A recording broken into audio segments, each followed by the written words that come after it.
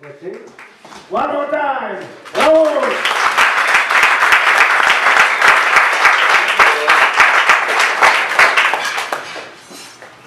Does anybody here don't know Crist? Okay, Crist is a certified organic smart ass. He is. We asked readers to give us 2-sentence bio. He sent us 2 pages with lots of commas.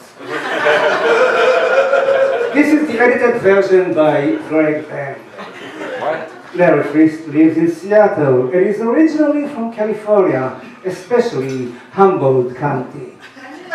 He has also lived in Chicago, Houston, London, and Philadelphia, where he attended Temple U, receiving an MFA in theater. He's been widely published. Undertow Overtures is Larry's first poetry collection, published by ATOM, and available through Amazon and select Northwest bookstores, as well as right here at this very moment. But wait until you finish, okay? Larry was pleased to have been included in the Jack Straw Writers Program in 2013, and he has received 3 Pushcart nominations. I should also comment that Larry has a very accurate, maybe slightly brutal way to describe the neighborhoods he lives in, and as of 2 months ago, he moved to Rainier Beach. So here it is!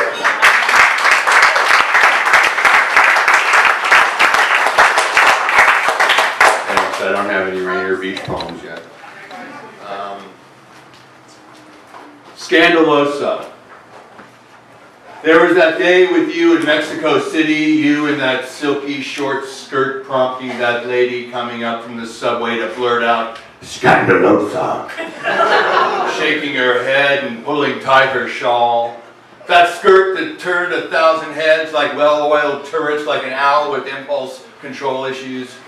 We laughed as I guided you over a grate, causing your little dress to fly up Marilyn Monroe style. That famously recorded scene that drove the final nail through the heart of her 9-month-long marriage to Mr. D. Unlike the Yankee Clipper, I loved every glance, gaze, and open-mouthed stare from that 20 million-plus town, admiring those long, shapely legs that only I could touch, with my arm around you, or holding your hand lest you blow away, walking you in and out of the cathedrals and museums across the Zocalo and that department store where I had you pose in front of a dozen headless mannequins before we stopped for lunch, where you were eyed by the waitstaff and all those in passing, taking us in as I devoured every bite, mopping up the excess with a tortilla. God, how I loved you that day, walking around that great big town. That may have been our best day ever, which was better than Dante ever got from Beatrice, or Romeo's one-night stand with Juliet. Far easier than Joe ever felt around Marilyn, a guy used to playing center field who thought he was famous until he met her.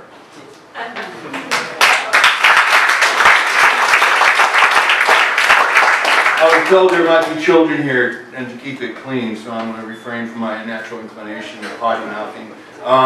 And this is one that would go out to the kids as good advice. This is called This Kind of Work.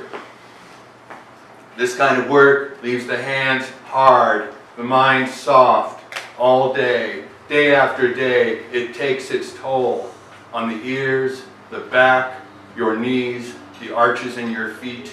The kind of work you can wear the same shirt 2 days in a row, don't need to shave or clean your nails, drilling, pounding, lifting, measuring, exactness, inserting something in something, to code, to specifications, as other eyes inspect.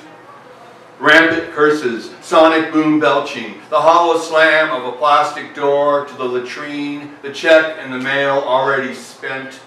The kind of work they warned you of if you didn't do what they said.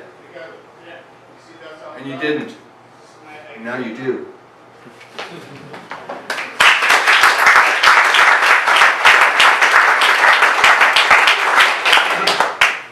All might like this one. He requested me read it last in the crowded restaurant.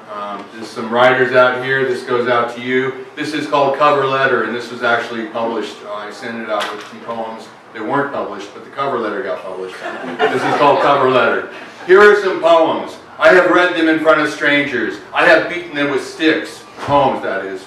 I have pummeled and abused them, turned them on their heads, laughed at them and called them names. They can stand it no more, so here they are. There is nothing you can do to them that hasn't already been done, except publish them. I hope they find refuge in your publication. If not, return them or rip them in shreds. Wipe your ass with them or light them on fire. Do both if you're up for the challenge. Send me a nice form letter telling me how you are inundated with thousands of nice poems. And I'll take care of these little bastards and kick their asses all over again.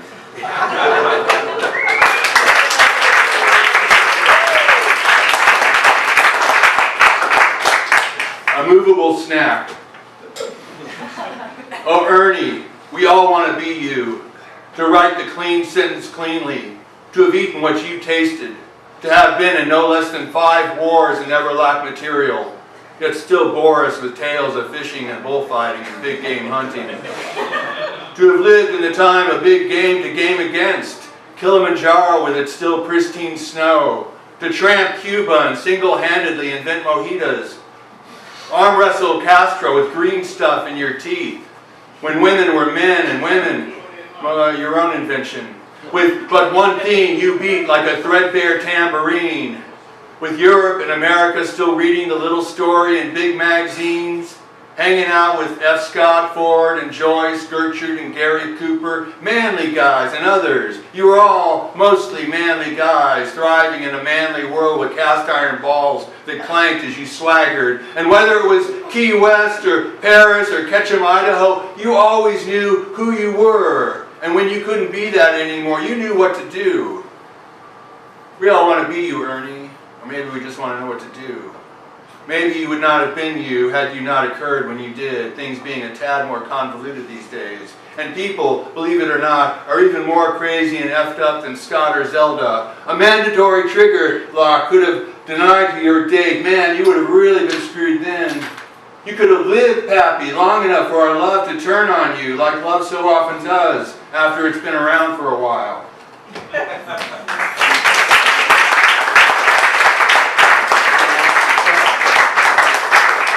All right, so here's a couple brand new ones, so be gentle. This is called the Women of Jupiter.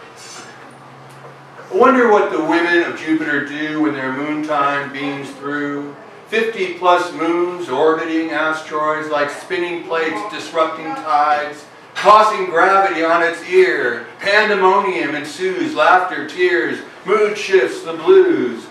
Water everywhere, and a good amount of gas, too. Europa alone has more water than all of Earth's oceans combined. She swells, but cannot tell where it will end as one cycle bleeds into another. The women of Jupiter go where none have gone before. They flow with harmonic dissonance as one satellite plays havoc with all that planetary liquid. This, they scream, is what I endured in lieu of a kid. These ladies in their interior seas, their PMS lakes and waterfalls and crazy wild rivers, hither, thither, through this Cosma Contra dance. Civil one moment, a civil war the next. Ganymede obliterates the good of Io, before trumping the flow of Callisto. These Jupertese she's in their bright hooped skirts, pleated, twirling. One moment they float, the next they don't. With bloated ankles and gravity-defying breasts, accusing you of taking light years of their lives, angry, rankled, sailing a saucer at your head. You try and sympathize. There, honey, you say. Then run off again to the drugstore, some 460 million miles away. And I'll close with this. Thank you. I don't care if anybody applauds that. This is called White Guys. I don't know where this is coming from. Guess it's good I'm a white guy, an American, straight of average weight, a man of tempered years that helps keep my insurance premiums low. I wear my privilege with grace, like old shoes or faded jeans. I know no race, I take my time. Cops barely notice me, though I am always keenly aware of them. But me they barely see. I've been to college, I know how to speak. I never wear my pants low or let my underwear show. I have no axe to grind, no relatives that live abroad. I'm just a white guy of distant Euro ancestry. I pay my taxes, obey most laws, get high, flail my ponytail, avoid all urges to litter my bumper with adverse sentiment. I listen some to easy listening, then a right-wing radio pundit tells me how angry I should be. I press the button and return to something by Frankie Lyman and the Teenagers. I'm glad I'm a white guy. Many of my best friends are white guys. We seldom discuss race, ours or anybody else's, though they, like me, are all of a liberal mindset and are distressed by racial unrest. We attend to our white wives, our white lives, our black and yellow dogs and cats. We go on weekend hikes and barbecues, work jobs, pay bills, phone our mothers, our daughters, play catch with our sons. And then something occurs, an incident that makes us shake our collective heads. Some white cop somewhere beats up a kid.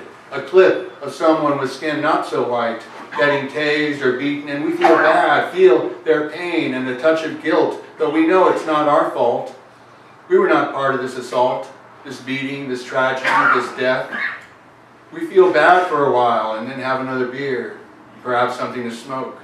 We are white guys, not rich nor wise. We live apart from this trouble. We thrive, deeply concerned, in an indifferent and transparent bubble. Thank you.